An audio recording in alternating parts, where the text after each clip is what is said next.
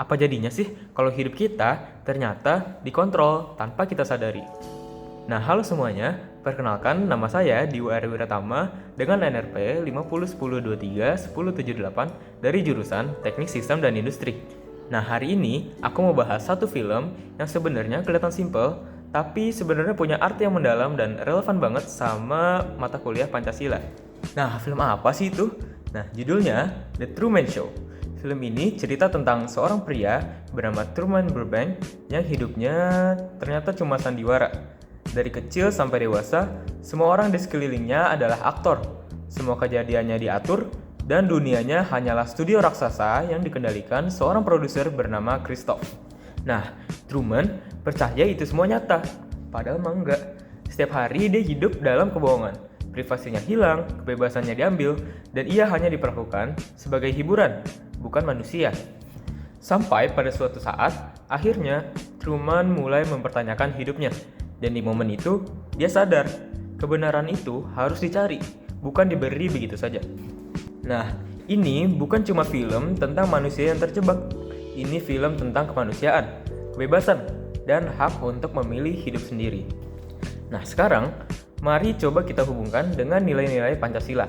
Yang pertama, film ini sudah melanggar sila kedua, yaitu kemanusiaan dan martabat manusia. Truman diperlakukan sebagai objek, bukan manusia.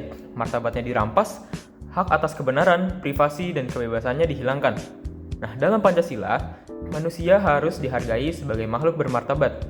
Kemanusiaan itu bukan hiburan. Truman mulai berpikir kritis, mempertanyakan realitas. Ini sesuai dengan nilai Pancasila bahwa masyarakat harus bebas berpendapat, mencari informasi, dan menentukan pilihan hidupnya.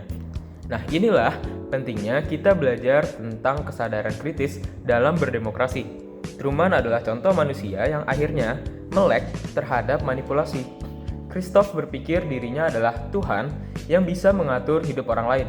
Tapi Truman membuktikan bahwa manusia punya kehendak bebas yang diberikan oleh Tuhan. Dia memilih keluar, meskipun penuh resiko. Itu adalah bentuk kemerdekaan sejati. Christoph memonopoli informasi dan keputusan. Ini berlawanan dengan prinsip musyawarah, keterbukaan, dan anti-otoritarisme. Nah, kekuasaan tanpa kontrol tentu menjadi bahaya, dan Truman menjadi korbannya.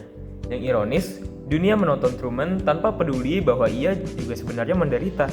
Padahal, Pancasila mengajarkan gotong royong dan keadilan sosial, bukan eksploitasi demi hiburan.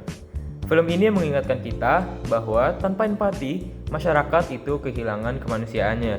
Di akhir film, Truman membuka pintu dan keluar dari dunia palsunya.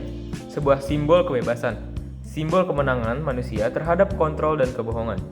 Pertanyaannya sekarang, di era digital, informasi bisa dikendalikan, opini bisa dibentuk, dan hidup kita bisa terpengaruh oleh layar.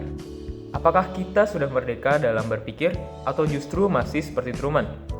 Pilihan selalu ada di tangan kita. Karena seperti pesan film ini, menjadi manusia berarti memilih jalan kita sendiri dengan sadar, bebas, dan bermartabat. Oke, terima kasih sudah menonton. Semoga kita semua bukan hanya menjadi penonton hidup, tapi menjadi pribadi merdeka yang berpikir kritis sesuai nilai Pancasila.